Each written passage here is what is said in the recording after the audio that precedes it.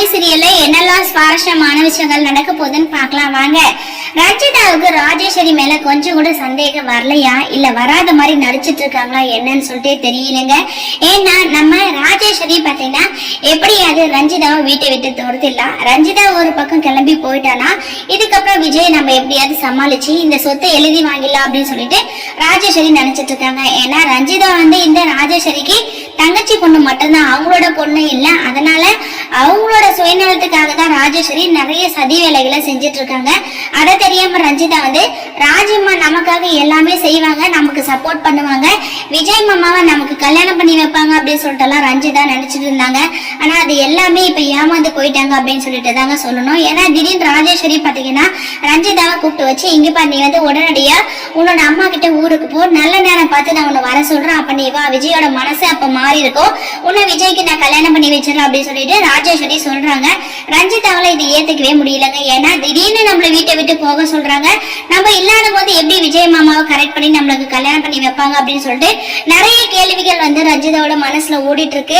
ஆனா ராஜேஸ்வரி கிட்ட அப்படிலாம் கேட்கவே முடியாது. ஏன்னா ராஜேஸ்வரி ரொம்பவே கோவப்படுவாங்க.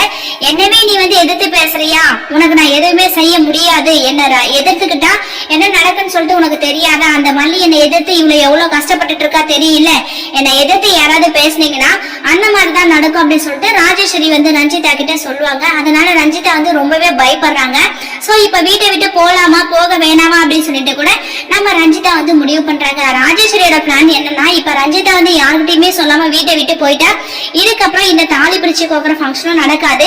உடனே இந்த ராஜேஸ்வரி போயிட்டு கண்டிப்பா விஜய் கிட்ட நிறைய பொய்யான விஷயங்களும் சொல்ல போறாங்க. அதாவது ரஞ்சிதா இந்த வீட்டை விட்டு போனதுக்கு காரணம் இதோ இங்க நிக்கிறாளே மல்லி, இவனாலதான் இந்த ரஞ்சிதா வீட்டை விட்டு போயிட்டா, அதெல்லாம் உனக்கு தெரியுமா விஜய் அப்படின்னு சொல்லிட்டு விஜய் கிட்ட நிறைய பொய்யான விஷயங்களை சொல்ல போறாங்க. விஜய் அது உண்மை அப்படின்னு சொல்லிட்டு தான் நினைச்சுக்குவாரு. ஏன்னா மல்லி இந்த வீட்டுல உரிமையோட இருக்கணும், நம்மளோட மனைவியா இருக்கணும்னு சொல்லிட்டு நிறைய சதி வேலைகளை செஞ்சுட்டு இருக்கான்.